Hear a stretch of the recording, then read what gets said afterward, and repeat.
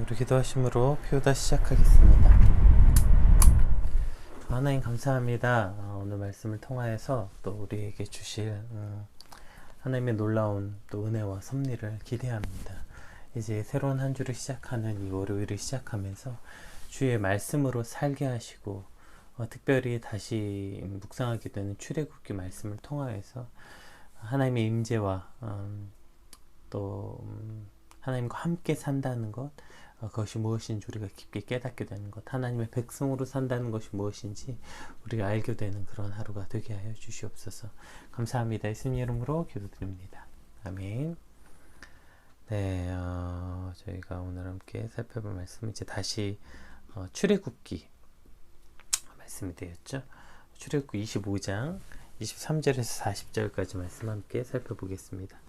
너는 조각목으로 상을 만들되 길이는 2규빗, 너비는 1규빗, 높이는 1규빗 반이 되게 하고 순금으로 싸고 주위에 금테를 두르고 그 주위에 손바닥 넓이만한 턱을 만들고 그 턱 주위에 금으로 테를 만들고 그것을 위하여 금고리 넷을 만들어 그 네 발 위 네 모퉁이에 달되 턱 곁에 붙이라. 이는 상을 맬 채를 꿰을 곳이며 또 조각목으로 그 채를 만들고 금으로 싸라. 상을 이것으로 맬 것이니라. 너는 대접과 숟가락과 병과 붓는 잔을 만들되 순금으로 만들며 상 위에 진설병을 두어 항상 내 앞에 있게 할지니라.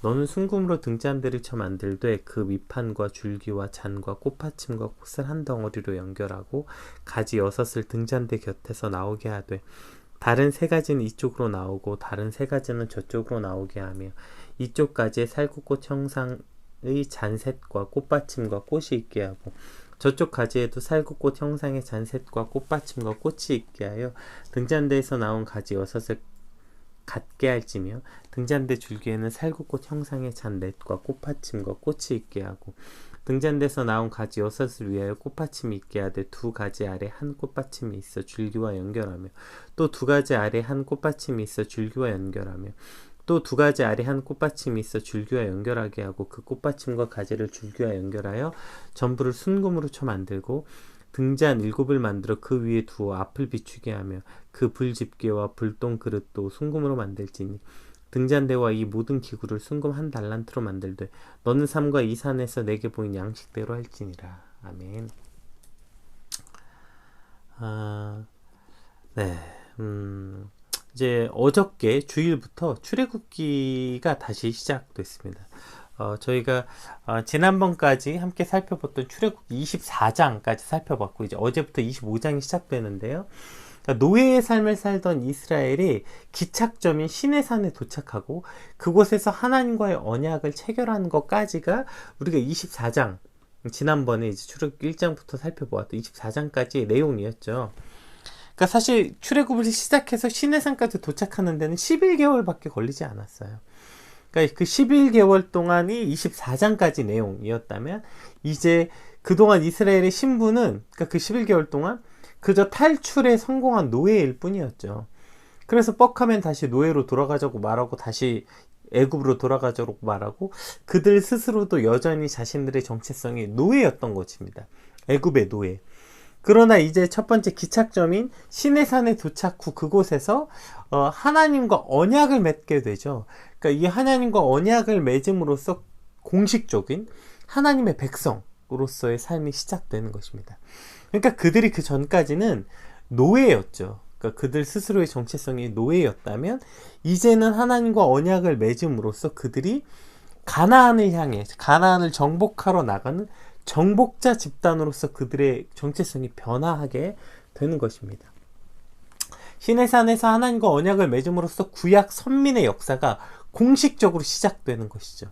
즉 애굽의 노예였던 이스라엘의 정체성이 이제 하나님의 백성, 하나님과 언약을 맺은 선민으로서 정체성이 변하게 되는 그 공식적인 출발점이 바로 시내산 언약의 사건이었고 그게 우리가 지난번 24장까지 살펴보았던 거죠. 자, 그럼 이제 그렇게 하나님과의 언약 백성이 되었어요. 그리고 이제 노예가 아니라 가나안을 향해 정복자로서 그들의 정체성이 변화되었다면 이제 25장부터 그 변화된 그들의 정체성의 첫 번째 시작이거든요. 그럼 뭐가 돼야 될까요? 그럼 이제 본격적으로 정복자가 되려면 군대를 만들고 전쟁에 필요한 무기를 준비하고 전력과 전술을 연구하고, 뭐 어떻게 이렇게 대한 전쟁에 대한 이제 정복자로서 정체성이 바뀌었으니까요. 그들이 그동안 노예의 삶이었다면 이제 가나안을 정복하러 가는 정복자의 입장으로서 그들이 이제 전쟁을 준비해야 되는 건데, 그럼 당연히 그 전쟁을 준비하는 뭐 무기도 만들고 군대도 만들고 뭐 전술과 전략도 연구하는 그러한 삶을 살아야 되는 것이 시작이어야 되지 않나요? 그런데 우리가 어제부터 살펴보았던 25장은 25장부터 시작돼서 출애굽기 끝까지는 어떤 내용이냐면 단 한 줄도 무슨 군대를 만들고 무기를 준비하고 전략 전술을 연구하는 건 한 줄도 나오지 않습니다. 이제부터 25장부터 출애굽기 끝까지는 어떤 내용이 나냐면 성막을 짓는 내용.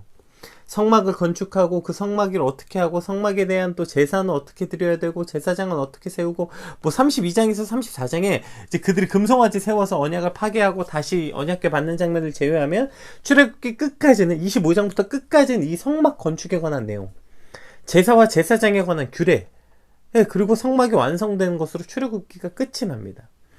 그러니까 이제 노예가 아니라 하나님의 언약을 맺은 하나님의 언약 백성으로서 가나안을 향해 나아가는 정복자 집단이 되는데, 그들에게 첫 번째 주신 명령은 군대를 만들라는 게 아니라 전쟁을 준비하는 법을 가르치시는 것이 아니라 성막과 제사를 가르치시는 것입니다.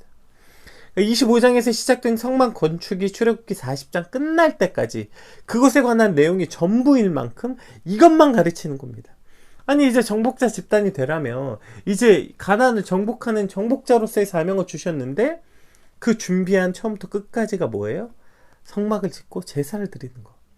이것이 바로 이스라엘의 정체성이라는 것입니다. 성막과 제사가 무엇입니까? 하나님이 그 백성들 사이에 임재하시고 그 백성이 하나님과 관계 맺는 유일한 방법이 바로 제사였죠. 그러니까 이제 하나님의 백성이 된 이스라엘이 주구장창 배우고 익히고 온 힘을 다해야 되는 것은 뭐예요? 오직 하나님과 관계 맺는 법을 배우는 거예요. 하나님이 임재하시는 처소를 만들고 하나님과 함께 사는 법을 배우는 것. 그것이 출애굽기의 전부라고 말씀하고 있는 것입니다. 이제 앞으로 나오는 25장부터 40장. 출애굽기가 이제부터 이스라엘 백성이 배워야 되는 딱 한 가지. 하나님과 함께 하는 법을 배우는 거예요. 하나님께 제사 드리는 법을 배우는 거예요. 그리고 레위기 역시 율법과 제사 제소에 대한 구체적인 규례를 주시고 이제 민수기가 돼서야 비로소 군대를 개수하고 행군을 준비하는 내용이 그때서가 돼서 비로소 등장하게 되는 겁니다. 그러니까 하나님의 백성으로서 제일 먼저 준비해야 되는 일이 바로 이것인 거예요. 먼저 그들이 육체가 구원을 얻었죠. 이제 노예에서 해방을 얻었어요. 그리고 나면 그들 삶 전반을 통하여서 영적인 문제가 해결되고 그것을 영적인 것을 준비시키는 것, 그것이 바로 정복 전쟁의 시작이라는 것이죠. 왜요? 전쟁은 하나님께 속한 것이니까요. 하나님과 동행하는 법을 배우고 하나님을 의지하는 법을 배우고 하나님의 행하시는 법을 배우지 못한 그 백성에게 전쟁이란 백전백패인 것입니다. 하나님의 백성이 전쟁하는 법은 하나님과 동행하는 법을 배우는 것이며 하나님께 의지하는 법을 배우는 것이며 하나님이 임재하시고 하나님께 예배하는 법을 배우는 것, 그것이 바로 하나님의 백성이 전쟁을 준비하는 첫 번째 과정이고 거의 전부이라는 것입니다. 뭘로 싸울 것입니까? 하나님의 백성이 도대체 무엇으로 싸울 것입니까? 우리가 시편 말씀에서도 보았잖아요. 하나님의 백성이 이 땅을 무엇으로 나아가 싸우겠습니까? 물맷돌 돌리는 연습을 해서 그걸로 고리알레앗을 쓰러뜨리겠다고요? 말도 안 되는 소리죠. 그래서 뭐 이걸 가지고 물맷돌 돌리는 연습을 해야 된다 뭐 이렇게 설명하는 사람도 있는데, 처음부터 물맷돌로 골리앗과 싸운다는 것이 말이 안 되는 거잖아요. 그래서 골리앗이 뭐라 그래요? 너가 지금 나를 무슨 동네 개 취급하냐? 그 작대기 하나 들고 지금 나랑 싸울 거야? 라고 다윗을 조롱하잖아요.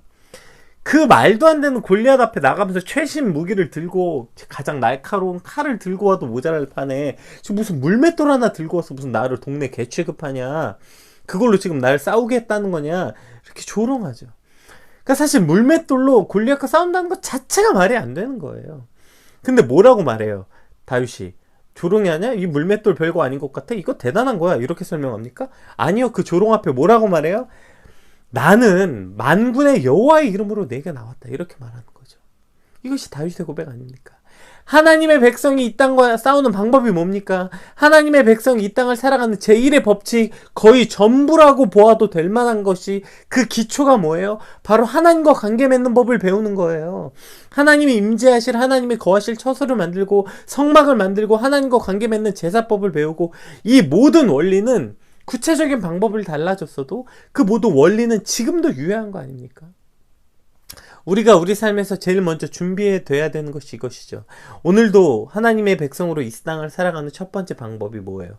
하나님과 관계 맺는 법이에요. 하나님과 상관 있는 삶. 하나님이 내 안에 임재하실 처소를 마련하고 기도와 말씀과 찬양과 헌신과 뭐 기타 등등으로 무엇을 통해서든 하나님과 관계 맺는 일을 최우선하며 하나님과 교제하는 것.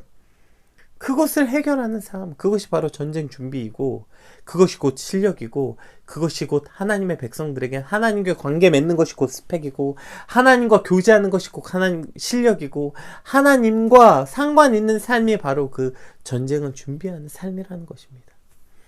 오늘 이제부터 그 출애굽기 25장부터 시작된 이 성막을 통해서 우리가 배워야 되는 것은 이거예요.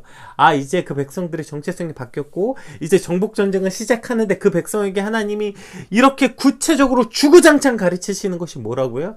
전쟁하는 법 아니에요. 무기를 준비하는 방법 아니에요. 스펙 쌓는 법, 실력 쌓는 법, 싸움을 잘하는 법 하나도 가르치시지 않아요. 딱 하나만 가르치십니다. 뭐예요? 하나님과 관계 맺는 법, 딱 이거 하나만 가르치는 거예요. 오늘 우리가 이 땅을 살아가는 방법도 마찬가지 아니겠습니까? 여러분 무엇을 배우시겠어요? 여러분 이제 한 주를 시작하는데 무엇으로 나아가 세상과 싸우시겠습니까? 여러분의 직장에서 학교에서 무엇이 여러분의 실력이 되게 하시겠습니까? 영어요? 스펙을 쌓는 거요? 자격증이요? 좋은 직장이요? 좋은 학교요? 하나님의 백성이 이 땅을 살아가는 기본, 기초는 하나님과 관계 맺는 법. 그것이 곧 저와 여러분의 실력이 되어야 하는 것이고 하나님과 어떻게 관계 맺었느냐, 하나님과 어떻게 동행하며 살아가느냐, 그것이 곧 우리의 실력이고 그것이 곧 우리의 스펙이고 그것이 이 땅을 살아가는 하나님의 백성이 이 땅에서 전쟁을 하는 방법이라는 것입니다. 오늘 하나님과 관계 맺는 법을 배우고 그것을 준비하는 것을 최우선으로 여기는 삶, 오늘 그것이 저와 여러분의 삶이 되시길 주님의 이름으로 축복합니다. 자, 이제 우리가 어저께 살펴본 성막을 지을 준비, 예물을 준비하고 언약궤를 먼저 만들고 오늘은 이걸 이제 떡상이라고 만드는데 진설병대, 진설병상, 진설병을 놓는 상을 만드는 것, 이것이 두 번째예요. 성막이 되게 대단한 것처럼 생겼는데 보세요. 순서를 보세요. 예물을 준비하라고 하고요. 그 다음에 언약궤를 만들고 그 다음에 만드는 게 바로 이 진설병 상을 만들라는 거예요. 그러니까 진설병이 얼마나 중요한 의미를 가진지 알게 되고 그 다음이 등대를 만들라고 말해요. 이게 오늘 본문에 나오는 건데요. 일단 한번 빨리 읽어볼게요. 23절에서 30절까지 이것이 이제 진설병 상을 만들라는 건데요. 일단 그림을 보여드릴게요. 그럼 한 번에 이해가 되실 거예요. 너는 조각목으로 상을 만들 때 길이는 2규빗, 너비는 1규빗, 높이는 1규빗 반이 되게 하고 순금으로 싸고, 그러니까 나무를 이제 금으로 싸래요. 금태를 두르고 그 주위에 손바닥 넓이만한 턱을 만들고 그 턱 주위엔 금으로 태를 만들고 그것을 위에 금고리 넷을 만들어 그 네 발 위에 네 모퉁이를 달되 턱 곁에 붙이라. 이는 상을 맬 채를 꿰 것이며 또 조각목으로 그 채를 만들고 금으로 싸라. 상으로 이것을 맬 것이니라. 넌 대적과 숟가락과 병과 붓는 잔을 만들래 순금으로 만들며 상 위에 진설병을 두어 항상 내 앞에 있게 할지니라. 이게 핵심이죠. 자, 뭐 때문에 이거 만든 거예요? 지금 앞에부터 이렇게 만들고 저렇게 만들고 금으로 싸고 어떻게 하라고 해서 뭐 놓으라고요? 그 위에 진설병을 두라고요. 진설병 두려고 지금 이 상 저렇게 만들라고 하는 거예요. 그래서 저게 이제 이따가 또 이제 이렇게 진설병 상 이렇게 생겼습니다. 한번 볼게요. 예. 길이 보이시죠? 높이하고 길이. 보면 이제 그 저렇게 두 줄로 진설병, 무교병을 이제 6개씩 두 줄로 놓는 거예요. 그래서 이제 저렇게 생겼는데요. 예. 그렇게 해서 이제 놓게 되는 거죠. 그러니까 진설병을 놓는 그 상이 되는데 진설병이 뭐냐면 누룩이 없는 그 무교병, 고운 가루로 만든 무교병을 저렇게 이제 한 줄에 6개씩 놓는 거예요. 그 6개 놓는 거 이스라엘을 그 12지파를 상징하죠.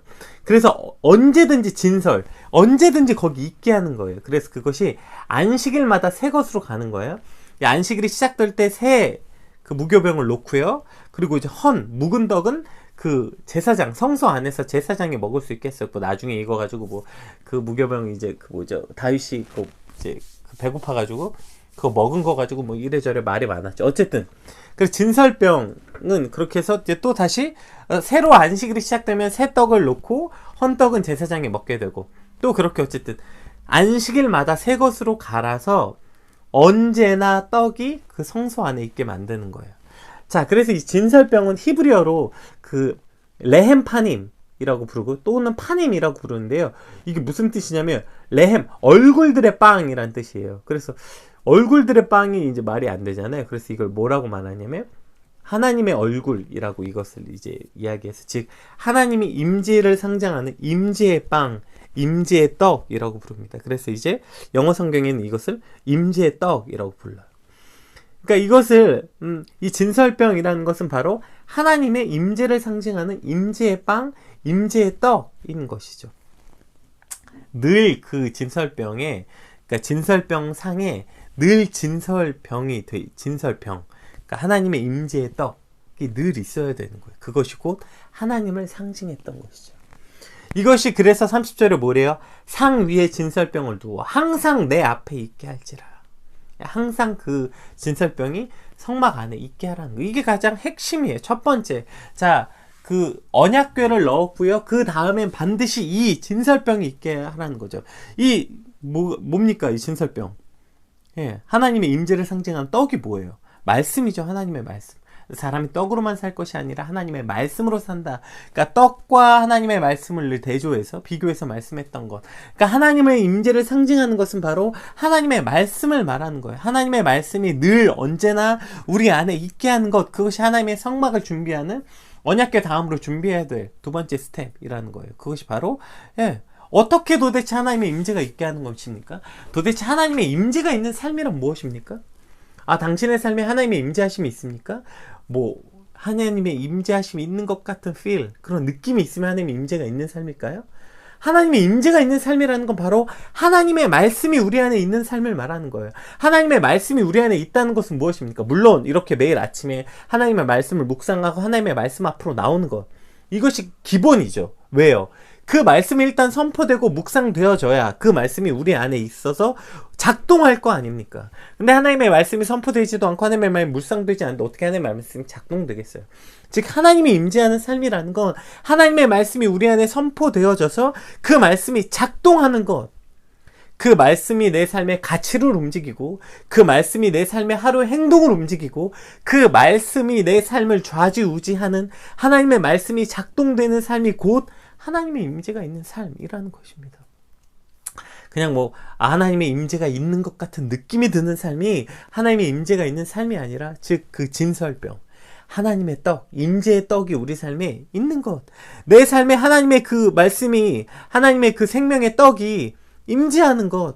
그래서 그 말씀이 오늘 우리를 인도하고 우리의 가치 판단의 기준이 되고 그 말씀을 따라 살아가는 것, 그 말씀이 우리 안에 작동이 돼야 될 거 아닙니까? 그 말씀이 작동되는 게 곧 하나님의 임재가 있는 삶이죠. 그러니까 우리가 하나님을 보았어도 그것이 전혀 작동하지 않았다면 하나님의 임재가 어떻게 우리 안에 있는 것이겠어요?